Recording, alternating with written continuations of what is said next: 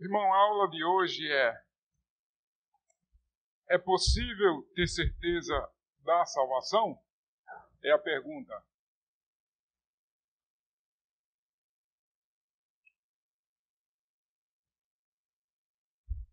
É possível ter certeza da salvação?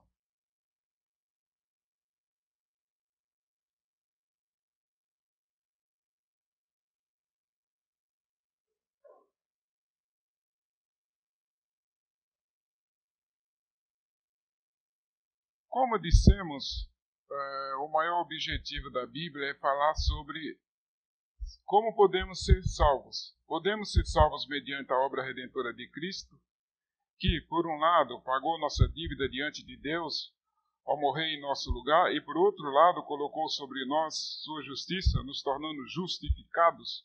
Quando somos salvos, nos tornamos novas criaturas, nascidas de novo. Isso significa que temos condições de viver e agradar a Deus.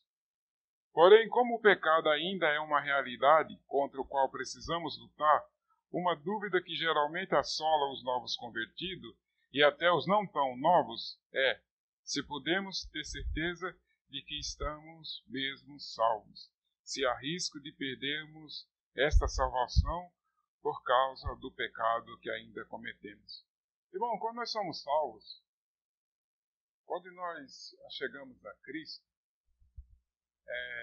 a partir do momento que nós recebemos a salvação, nós passamos muitas lutas.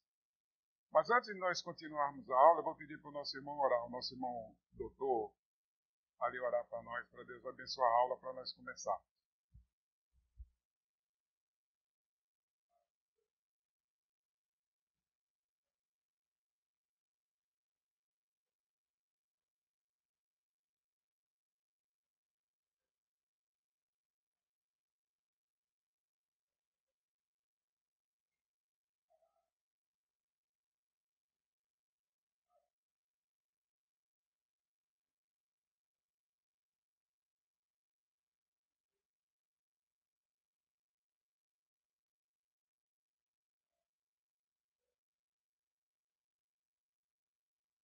Amém. Irmão, nós vivemos num país que funciona assim, o evangelicalismo brasileiro. Quando você chega na igreja, as pessoas falam, aceita Jesus para você ser salvo. Você aceita Jesus, começa a caminhada, aí de repente as pessoas falam, você precisa ter obras para ser salvo. Aí nós perguntamos, eu estou fazendo essa pergunta para vocês. Nós perseveramos na fé para sermos salvos ou somos salvos por isso perseveramos na fé? O que vocês acham dessa pergunta? Alguém se candidaria a responder? Nós perseveramos na fé para sermos salvos ou somos salvos e por isso perseveramos na fé?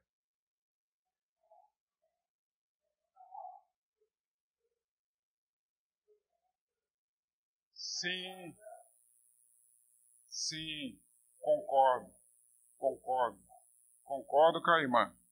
Nós somos salvos, por isso perseveramos na fé. O arminiano diz, você precisa de obras.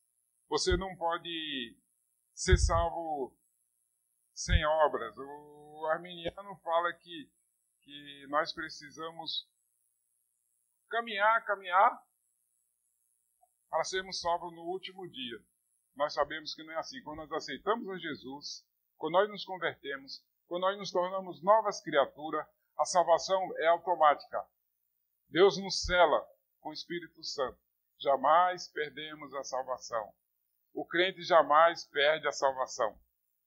Isso é um peso que puseram na igreja brasileira, dizendo que o crente tem que trabalhar, tem que fazer a coisa certa. Na verdade, nós vivemos num mundo que as religiões, as grandes religiões, falam muito de obra. Há dois tipos de religiões no mundo. Aquela que prega, Efésios 2, 8, 9, pela graça sois salvos mediante a fé, isso não vem de vós, é dom de Deus, Há dois tipos de religiões no mundo, irmão. Vocês têm que entender bem isso. Aquela que prega Efésios 2, 8, 9, pela graça sois salvos, mediante a fé. Isso não vem de vós, é dom de Deus, e todas as outras. Todas as outras. É só esses dois tipos de religiões, porque todas as outras pregam. Por exemplo, aqui, o muçulmano acredita que cada coisa boa que você faz, você ganha um ponto. Você deu uma esmola, você ganhou um ponto. Você ajudou uma pessoa deficiente física a atravessar a rua, você ganhou outro ponto. Isso vai somando, até no fim da sua vida. Aí Deus põe tudo aquilo na balança. E ali Deus, se você fez mais bem do que mal, você é salvo. Não é esse o pensamento. O muçulmano pensa assim. O espírita diz, fora da caridade não há salvação. Essa é a ideia do espiritismo. Para você ser salvo, você tem que ter obras. Para você ser salvo, você tem que reencarnar 1, 2, 3, 4 vezes, dezenas de vezes. Você vai e com obras. Você tem que fazer obras. Eles estão anulando o sacrifício de Jesus. Se você chega para um judeu, vai ali na Consolação, ali onde tem o maior centro de judeus de São Paulo, você chega para uns judeus ali e você pergunta, o que você vai fazer para ser salvo? Ele vai falar, salvo do quê? Ele não entende que a salvação é em Cristo. Eles não pensam dessa forma. Eles pensam também através de obras.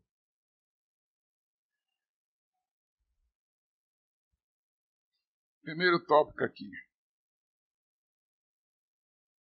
Segurança verdadeira. Começaremos com o ensino bíblico a respeito da certeza da salvação. Será que é possível ter plena certeza de que estamos salvos? Se morrêssemos agora mesmo, poderíamos dizer com absoluta confiança qual seria o nosso destino? Muitas pessoas simplesmente não sabem responder. Outras pensam que ninguém, na verdade, pode saber o fato. Porém, o que a Bíblia nos ensina é que é possível saber se estamos salvos. Se estamos salvos ou não. E se podemos perder essa salvação ou não. Inicialmente, precisamos destacar que a Bíblia coloca a certeza da salvação sobre o ato de crer. Quando o carcereiro perguntou a Paulo o que precisava fazer para ser salvo, Paulo disse que ele precisava crer no Senhor Jesus. E isso garantiria a sua salvação. Atos 16, 31. Vou ter que ler porque não tenho microfone e está sendo filmada a aula. Atos 16, 31.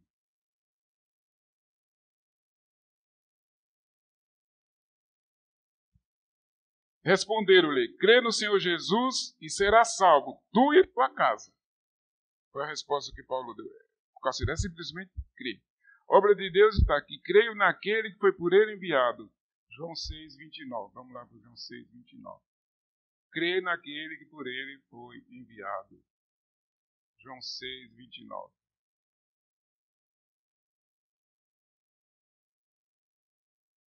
Respondeu-lhe Jesus, a obra de Deus é esta, que creais naquele que por ele foi enviado. Crê em Jesus, simplesmente. Jesus falou em verdade, Jesus sempre falava, em verdade vos digo, aquele que crê em mim tem a vida eterna, não é que terá, igual o testemunho de Jeová acha que só 144 mil vai ser salvo, que é um projeto do futuro, que vai acontecer depois. Mas quando Jesus chegou para o ladrão da cruz, que não tinha obra nenhuma, a obra dele era roubar, fazer coisa errada. E essa era a obra do ladrão da cruz. Jesus falou para ele, em verdade te digo, hoje estarás comigo no paraíso. O que os testemunhos de Jeová fizeram? Eles pegaram a Bíblia deles e escreveram, em verdade te digo, hoje, vírgulas, estarás comigo no paraíso. Não é isso que a Bíblia fala. Jesus falou, hoje estarás comigo no paraíso. Devemos descansar naquilo que Deus já fez em nosso coração. Muitas vezes nós achamos que o que nos torna cristão é o que nós fazemos. Não é. e sim porque cremos e nos arrependemos.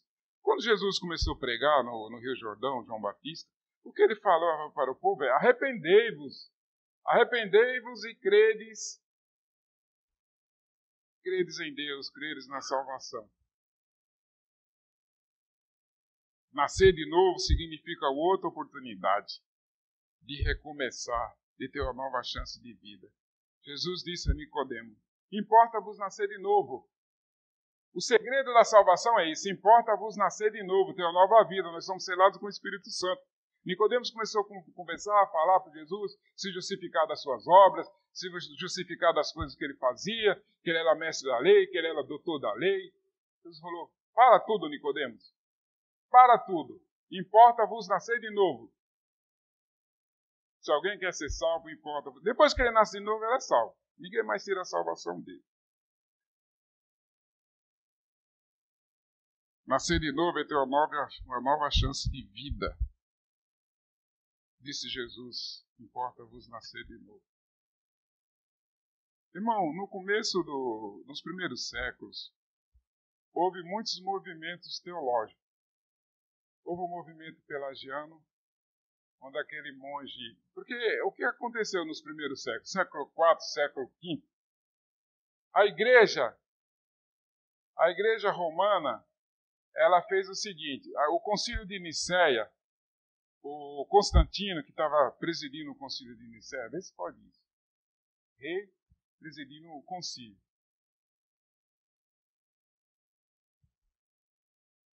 Aí ele trouxe o paganismo para dentro da igreja. Muitas pessoas se decepcionaram com aquilo, muito liberalismo, muita coisa errada. Aí eles começaram a falar, um movimento, monasticismo.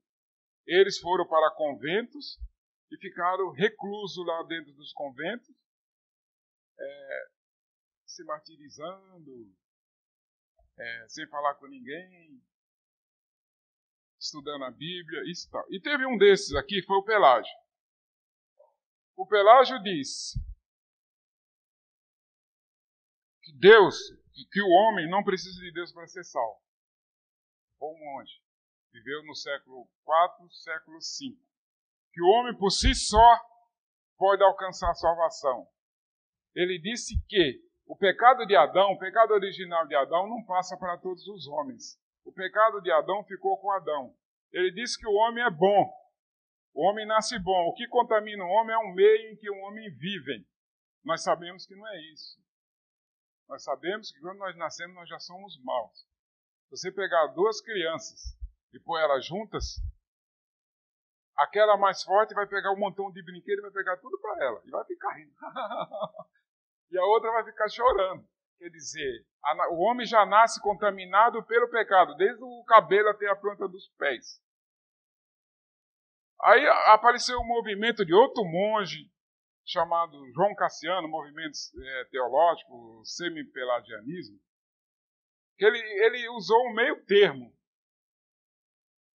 Ele acha que o homem precisa de Deus para a salvação. Enquanto o Pelágio defendia como seria salvo por si só, ele fala que o homem precisa de Deus para a salvação. Mas o homem tem que dar... Deus está lá.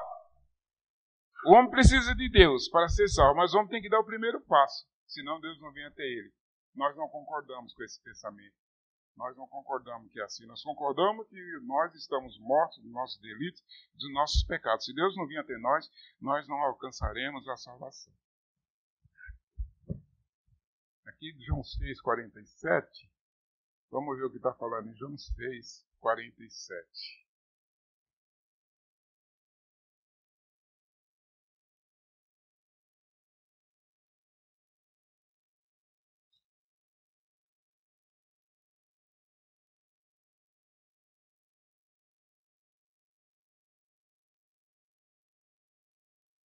Em verdade vos digo, quem crê em mim tem a vida eterna. Jesus está afirmando, olha, eu afirmo, é verdade o que eu estou falando, em verdade vos digo.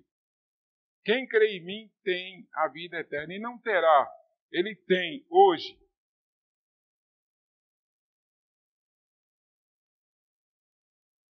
Aí depois apareceu o movimento, o sinergismo. Esse sinergismo defende, é um movimento sempre pelagiano também. Que homem e Deus trabalham juntos na salvação. É que eles tivessem que andar juntos os dois na salvação. Nós não concordamos com isso. Por isso que tem essa luta de nós acharmos que nós podemos perder a nossa salvação. Nós podemos perder a nossa salvação. Quando eu me converti, a minha conversão foi uma coisa muito impactante. Saí do serviço sábado, cheguei na segunda-feira, falando para todo mundo que eu era salvo. Meu irmão, aquilo foi uma bomba. Sabe por quê? Você estava aqui um dia antes fazendo coisa errada, fazendo perversidade, e como é que você chega aqui dizendo que é salvo? Então, a nossa cabeça, o brasileiro, ele acha que a salvação é meritória. Desde 1500, Pero Vaz Caminha chegou aqui no Brasil, falou, escreveu a carta para o rei e tal, plantando tudo dá. Depois chegou aqui Padre José da Anchieta, Padre Manuel da Nóbrega, ensinando os índios, ensinando o povo, catequizando que tem que ter obra, que tem que ter penitência, que tem que subir escada de joelho, que tem que ficar deitado em cima de milho. Não, não é isso. A Bíblia não fala isso. A Bíblia fala, se você crê, você tem a vida eterna. Quem nele crê não é julgado. O que não crê já está julgado, porquanto não crê no nome do unigênito Filho de Deus. Isso significa que quando morrer o crente chegará absolvido diante do tribunal de Deus. Quem crê no Filho tem a vida eterna. Se mantém rebelde contra o Filho. Não tem a vida contra o Filho. Quem se mantém rebelde contra o Filho não tem a vida, mas sobre ele permanece a ira de Deus. João 3:36. Sobre ele permanece a ira de Deus. Irmão, existe um slogan no meio calvinista, no meio reformado, que diz o seguinte: uma vez salvo, sempre salvo. Mas esse slogan é deturpado por outras denominações, que eles acham que você foi salvo, você vai continuar tendo uma vida desregrada, uma vida em pecado, uma vida longe de Deus. Não. Se você foi salvo, você não consegue ter essa vida longe de Deus, essa vida de pecado. Se você tiver, é porque você não é salvo. Simplesmente isso. Você não foi salvo. Você é igual aquele porquinho. Tomou um banho bonitinho e tal, limpou, a dona limpou, pôs um perfuminho, solta ele, pum! Para onde que ele vai? Para onde que ele vai? O não salvo é assim, meus irmãos. Ele não consegue, por si só, manter a sua salvação. Uma vez salvo, sempre salvo, mas caminhando no caminho do Senhor, fazendo a coisa certa, vivendo em novidade de vida. Que aí Deus aceita as nossas obras. Porque depois que nós convertemos, Deus aceita as nossas obras. Por que a Bíblia fala? A obra do homem para Deus, o homem natural, a obra do homem natural para Deus é um trapo de imundícia. Deus não aceita. A partir do momento que você se converte, que você aceita Jesus, que você passa a andar em novidade de vida, que você passa a ser uma nova criatura, aí sim, Deus aceita as suas obras. Ele aceita por quê? Porque as nossas obras são perfeitas? Não, porque ele olha para Jesus. E ele vê o sacrifício de Jesus na cruz. Aí ele aceita as nossas obras. Nós defendemos os 5 pontos do calvinismo. Os 5 pontos do calvinismo, esses 5 pontos foi defendido para debater com os discípulos de Jacó Armínio, que era os arminianismo. Esses 5 pontos são... Quem pode falar os 5 pontos do calvinismo aí para mim, por favor? Alguém pode falar alguns dos pontos do calvinismo?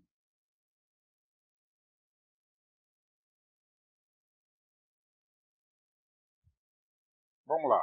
5 pontos do calvinismo. Eu também esqueço, viu, irmão? É que eu escrevi aqui. Minha cabeça já está fraca. Depravação total. O homem é depravado, totalmente depravado. Eleição incondicional. Você é eleito. Você foi eleito totalmente. Não é que você quer ser eleito. Não é que nós estamos aqui que nós quisemos sermos crentes. Não. A nossa vontade era estarmos no mundo, continuarmos no mundo. Mas Deus nos chamou. Deus nos arrancou, Ele nos desarraigou do mundo do pecado. Eleição incondicional, graça irresistível, perseverança dos santos, expiação limitada. Todos serão salvos? Nós somos universalistas que acreditam que todo mundo vai ser salvo, igual algumas igrejas por aí falam. Não. Nós acreditamos que só será salvo aquele que Jesus escolheu. Jesus escolheu antes da fundação do mundo. Mas nós temos certeza que o salvo sempre será salvo. Todo respeito aos irmãozinhos arminianos, que nós amamos eles, estaremos com eles junto no céu, trabalhando, fazendo as coisas para Deus. O bom arminiano ele tem que andar com um lápis no bolso. Porque ele fala riscar, apagar, mudar. Não existe isso, meus irmãos. Não existe isso. O bom arminiano, ele tem que ter alguma coisa para ele apagar, senão ele não fica feliz. E os versículos que ele mais gosta.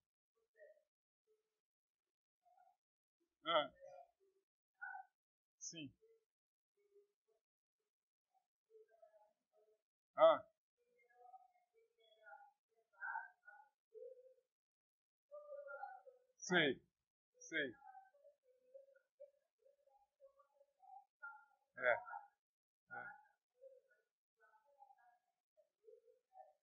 Então.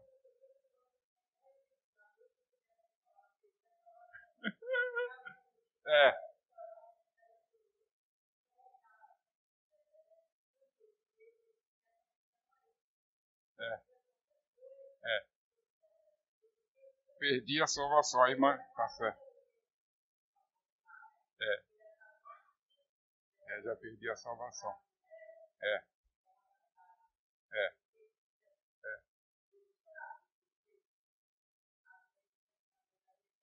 Amém. Irmão, a doutrina, igual a irmã Glória falou, tá certinho. A doutrina do calvinismo nos tira esse peso das costas e nós perdemos a salvação. Nós não perdemos a salvação. O crente passa por prova? Passa. O crente passa por luta? Passa. É que os puritanos, eles falam a noite da alma. Muitas vezes nós passamos por lutas, por provações, por dificuldades, mas nós não perdemos a salvação. Conheço um irmão aqui da igreja, que a coisa que ele mais gostava de fazer é chegar na igreja e cantar os hinos históricos. Castelo forte é o nosso Deus, santo, santo, santo, Deus dos antigos. E assim vai. Hoje ele não consegue mais cantar. Ele está fragilizado, a saúde dele não é boa. A esposa diz, bem, você não vai cantar? Ele não consegue. Por quê? Porque ele está enfraquecido. Ele começa a engasgar. Mas Deus está conosco. Deus está com ele. Deus está conosco. Ele passa por luta, passa por prova. Mas Deus está conosco. Quantos homens santos de Deus passaram por provas? Então, meus irmãos, você pode estar passando por uma luta, passando por uma prova, mas Deus está com você. Você fala, eu não estou sentindo Deus comigo. Eu estou passando por tantas lutas. Igual aconteceu essa semana, aqui no Arujá, um raio de não sei quantos mil watts caiu em cima de uma casa e matou 3 pessoas. A gente vê aquela casa toda queimada. Uma árvore do lado está queimada. O irmão que estava dentro daquela casa, ele era crente. Estava ele, o filho dele e um sobrinho. E ele morreu eletrocutado. Ele morreu na hora. Ele estava reconstruindo a casa. Ele estava pondo a madeira na casa, reconstruindo. Morreu tudo. A filha dele chegou e falou na reportagem, nossa, meu pai era um homem tão bom. Meu pai era um homem que acreditava tanto em Deus. Não sei por que aconteceu essas coisas. Por que, meus irmãos? Não sei se alguém aqui viu essa reportagem. Viu, né, irmão? Por que acontece? Porque o crente não está livre de provação. O crente não está livre de lutas. O crente não está livre de passar por sacrifício. Onde que ele está? Ele está melhor que a gente. Ele está com Cristo. Ele está no céu. Ele está glorificando a Deus. Você acha que aqueles 300 e tantas pessoas que morreram em Brumadinhos não tinha cristãos ali naquele meio? Vocês acham que não tinha? Eu tenho certeza que tinha muitos cristãos ali. Eles morreram, mas eles estão aonde? Estão com Cristo. Eles estão no céu, louvando a Deus, glorificando a noite da alma. Nós passamos por luta, mas não perdemos a salvação. Elias passou por lutas. Elias enfrentou 450 profetas de Baal, enfrentou 400 profetas de possuídos, derrotou-os todos naquele lugar, curou, ficou 3 anos e meio sem chover, correu na frente de Elias, quando Elias estava indo para Zerrel, quando ele falou, vai chover, Elias, vai para casa e vai chover, come e beba. Multiplicou o azeite e a farinha da viúva. Elias fez tantas coisas. O homem de Deus, talvez o maior profeta do Velho Testamento. Mas quando a Jezabel falou, olha, que aconteça que os deuses façam comigo o que aprover, se amanhã essas horas Elias não estiver morto. O que Elias fez? Elias fugiu. Elias andou, Elias foi para o deserto, Elias ficou deprimido, Elias deitou debaixo de um zimbro, uma árvore pequena assim. Elias ficou deitado ali. Aí chegou o anjo, Elias, acorda, come e bebe. Deu o pão, a botija e comeu e bebeu. Mas aí Elias deitou de novo. Chegou o anjo no outro dia, Elias, come e bebe que a sua caminhada será terminantemente longa. E Elias, como Elias estava deprimido, nós passamos por depressões. Jó estava deprimido, Deus conversou com Jó. Deus abriu uma janela, porque dificilmente Deus se dirige ao homem para conversar, frente a frente com o homem. Mas Jó é um homem tão santo, tinha uma vida tão reta diante de Deus, que Deus conversou com ele. Deus falou, Jó, onde você estava quando eu criei os fundamentos da terra? Onde você estava quando eu criei o crocodilo? Onde você estava quando eu criei o rinoceronte? Quando eu criei o hipopótamo? E Jó ficou sem palavras. Jó ficou... O Senhor te conhecia só de ouvir falar, agora eu conheço de fato. E eu me abomino, porque Jó soube, caiu em si da sua carência, da sua fraqueza, da sua dependência de Deus. Noite da alma, passamos por depressão, passamos por lutas, passamos por prova. Eu poderia ficar aqui a noite toda falando de exemplos de homens que passaram por luta, mas não pede a salvação. Não pede a salvação.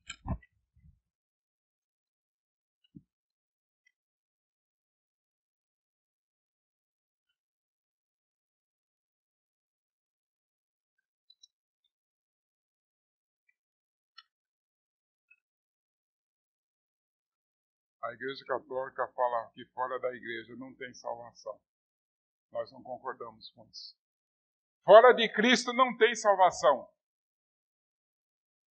É o que eles defendiam. Você poderia ser um cara mau, um cara perverso, um assassino. Você chegava dentro da igreja, você tomava a ceia, você era salvo. Não, nós não concordamos com isso. Nós concordamos que o homem peca, se arrepende dos seus pecados, tem uma nova vida, aí ele é salvo.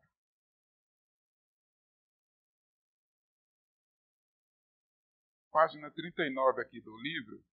Vamos pular para 39. Vamos ler esse tópico aqui no fim da 38. A fé coloca o convertido num estado de perfeita justificação diante de Deus.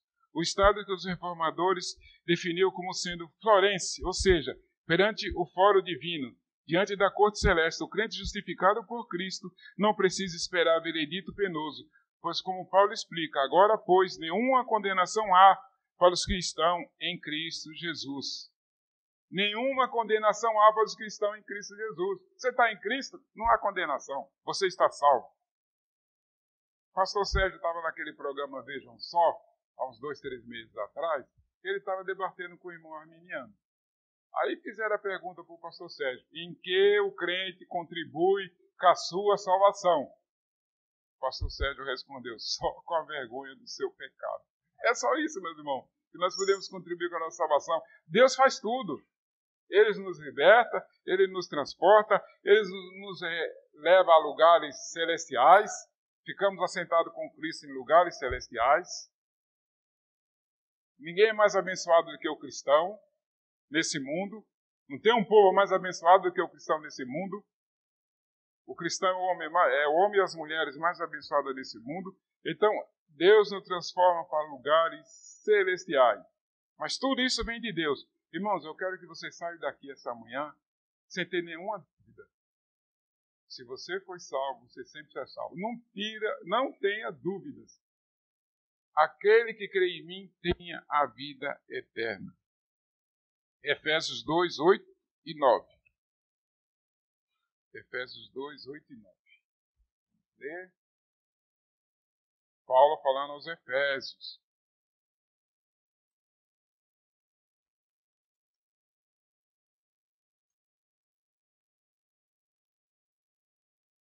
Paulo disse: porque pela graça sois salvos, mediante a fé, isso não vem de vós, é dom de Deus. Não de obras, para que ninguém se glorie. As nossas obras jamais poderiam nos justificar diante de Deus. Jamais poderiam nos levarmos salvos diante de Deus. Página 39. Para obtermos uma resposta precisa a essa pergunta, precisaremos a ajuda de dois apóstolos, Paulo e Tiago. Vejamos o que diz primeiro. Concluímos, pois, que o homem é justificado pela fé independente de obras da lei. Paulo esclarece que a nossa justificação depende inteiramente do ato de crer. Mas então precisamos também considerar o que Tiago diz. Porque assim como o corpo sem espírito é morto, assim também a fé sem obras é morta. Uma vez que o cristão é salvo, ele já começa a trabalhar. Ele já começa a evangelizar sua casa, seu pai, sua mãe, seus irmãos, seus amigos, seus vizinhos, sua namorada, sua esposa e vice-versa. Ele é salvo, ele já começa a trabalhar, ele já começa a agir. Mas o que acontece é que a Bíblia tem advertências. E essas advertências que a Bíblia tem, muitas vezes confunde a gente. Paulo fala para Timóteo: toma posse da sua salvação. Toma posse. Pedro fala em diligência. Procurai com diligência a vossa salvação. Hebreus está cheio de aviso. Examinais a vós mesmos se estáis na fé. Porque o escritor, o apóstolo, o escritor canônico, ele estava escrevendo o texto e ele estava escrevendo isso: permaneça na fé, permaneça firme. Ele não tinha tempo toda hora para mas os eleitos têm a salvação. Mas os eleitos são salvos. Ele estava escrevendo e falando, entendeu? Vocês estão entendendo o que eu estou falando, meus irmãos? O escritor canônico, ele parece toda hora para dizer. Cada frase que ele escrevesse: toma posse da diligência, toma posse da salvação, ele parece para dizer: olha, mas os eleitos são salvos. Ele não acabava de escrever a Bíblia. Então o escritor falava, aí depois em outro ponto ele falava dos eleitos, daqueles que são salvos. Se algum irmão chegar para mim, João Carlos, presbítero João Carlos, ele olha para mim e fala: Zé Hilton, se você se desviar, você vai para o inferno. É claro que se eu desviar, eu vou para o inferno. Nós não permanecemos em Cristo, nós vamos para o inferno. Mas isso significa o quê? Significa que aquele que se desvia, o que acontece? Ele nunca foi salvo. Ele nunca foi salvo. Eu falo: tá bom, João Carlos, mas se eu permanecer na fé, eu vou ser salvo. Aquele que permanece na fé, ele é salvo. Paulo falava a Timóteo: toma posse da salvação. O livro de Hebreus está cheio de aviso e de advertência. Examinais a vós mesmos se estáis na fé. Há uma grande confusão no livro de Hebreus. Quando o apóstolo Paulo, nós não sabemos se escreveu o livro de Hebreus, em Hebreus 6. Hebreus 6 fala desse problema que vai ter com aquelas pessoas que estavam na igreja e não eram salvas. O que aquelas pessoas tinham? Não é o que o arminiano pega esse texto e abraça e diz que é isso mesmo. Não, eles tinham um conhecimento espiritual, mas eles nunca tiveram um encontro com Jesus Cristo. Sabe aquele conhecimento intelectual, espiritual, intelectual? Seria um conhecimento intelectual, você conhece a Bíblia, você conhece, mas você nunca teve um encontro pessoal com Jesus. Existia também os judaizantes. As igrejas eram fundadas porque as igrejas certinhas, rodando assim, a toque de caixa, tudo funcionando. Tinha a igreja estabelecida, liderança, tudo bem. Paulo saía, ia para outro lugar. Daqui a pouco chegava um judaizante e falava: como é que está a igreja aí? Você pratica a circuncisão? Já praticou a circuncisão? Você está comendo carne de porco? Eles bagunçavam a igreja. Os judaizantes chegavam e atrapalhavam a igreja. Paulo chamava eles cães. Por quê? Porque eles deturpavam o evangelho do nosso Senhor Jesus Cristo. Se você é salvo, você é sempre salvo. Então, em Hebreus 6 não fala do crente convertido. Ele fala daquela pessoa que vai para a igreja, participa dos trabalhos da igreja, toma ceia, faz tudo certinho, canta no coral, às vezes tem até um cargo de liderança, às vezes é diácono, às vezes é presbítero, às vezes é pastor, até, mas não é salvo. Então ele, às vezes é missionário, vai para o Amazonas, chega lá, toma até uma flechada do índio, igual, tomei uma flechada do índio aqui, ih, rapaz, vai ficar para sempre. Mas só que ele não é salvo, ele nunca foi salvo. Então o que Paulo está falando aqui é desse tipo de pessoa. O intelectual, crê intelectualmente, igual aquele político intelectual, que quando perguntaram para ele se ele era cristão, ele falou o seguinte: olha, eu conheço mais do catolicismo do que muitos católicos. Nós sabemos todos quem é esse político. Foi eleito presidente da República 2 vezes. Depois ele foi fazer o enterro do amigo dele, ficou 1 hora falando, mas em nenhum momento ele usou o nome de Deus. Ele tem conhecimento intelectual, mas ele nunca teve um encontro pessoal com Jesus Cristo. Nós não, nós somos salvos, nós somos novas criaturas, nós andamos em novidade de vida. O crente tem que andar em novidade de vida.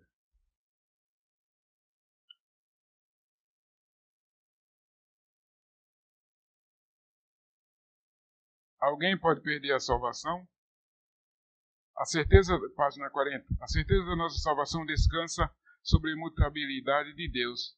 Mas infelizmente nem sempre os crentes entendem bem o que isso quer dizer. Dentre aqueles que creem que a salvação não se perde, desenvolveu-se um slogan para definir a posição slogan. Uma vez salvo, sempre salvo. Nós já vemos sobre isso.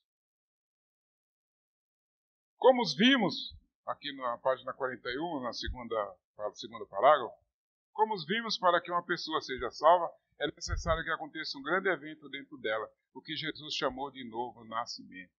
O novo nascimento, a nova criatura.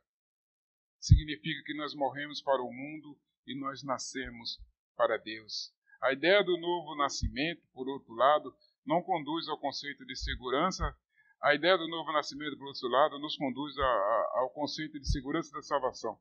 Pois seria completamente absurdo um nascido de novo que viesse a morrer de novo. A Bíblia, de fato, fala de nascer de novo, mas não fala de morrer de novo.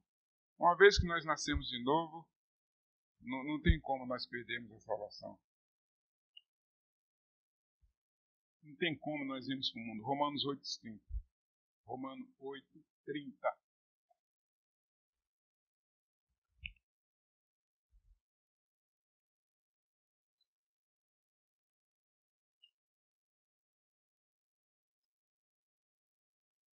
E aos que predestinou, a esses também chamou. E aos que chamou, a esses também justificou. E aos que justificou, a esses também glorificou. Então, meus irmãos, Deus nos chamou, Deus nos justificou, Deus nos glorificou. Foi Ele que fez tudo. A obra da salvação é toda feita por Deus em Cristo Jesus. Toda feita por Deus em Cristo Jesus.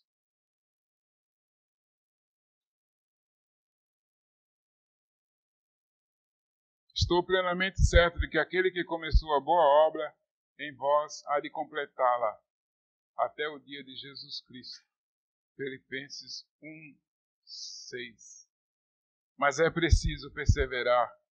É preciso perseverar, o terceiro tópico. Mas é preciso perseverar. Mas é preciso lembrar que a Escritura diz que todo que perseverar até o fim será salvo.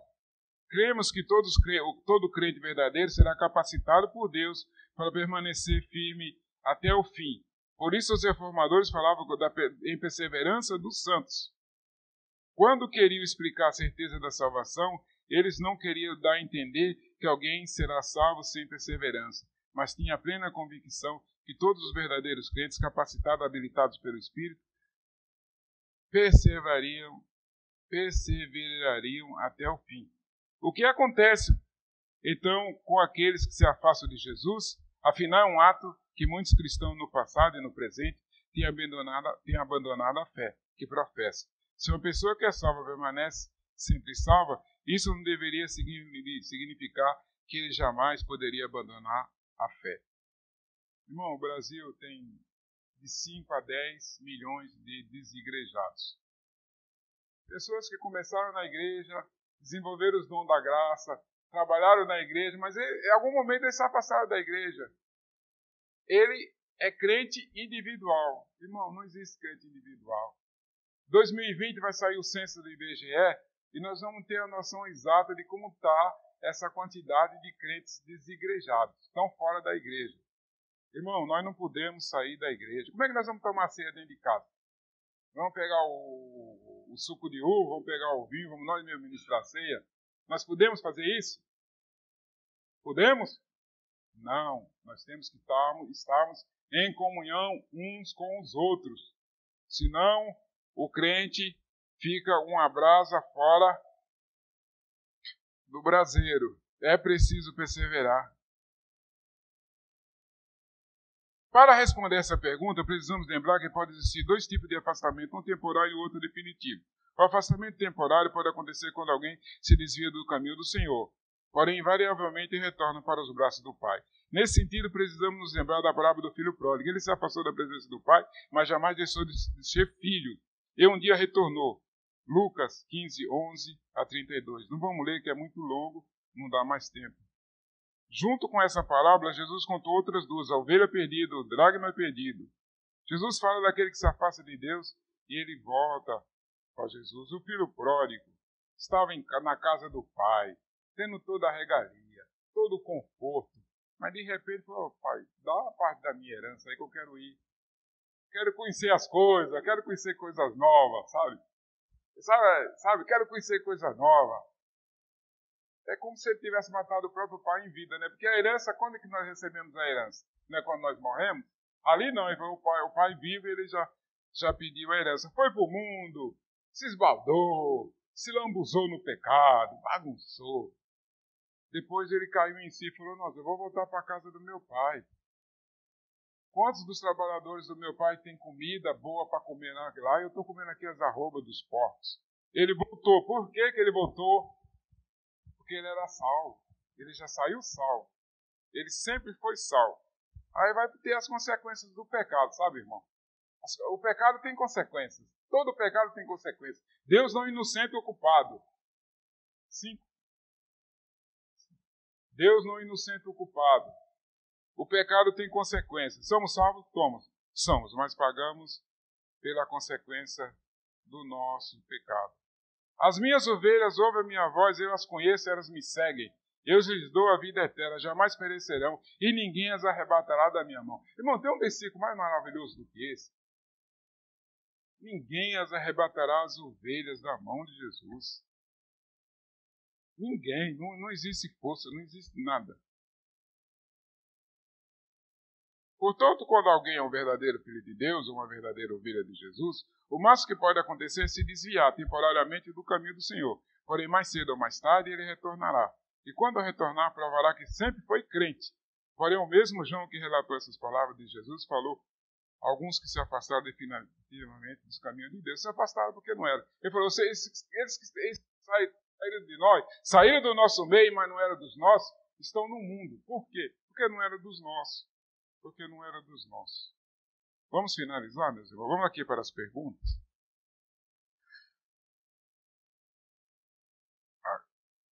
Todo mundo está com a apostila aí?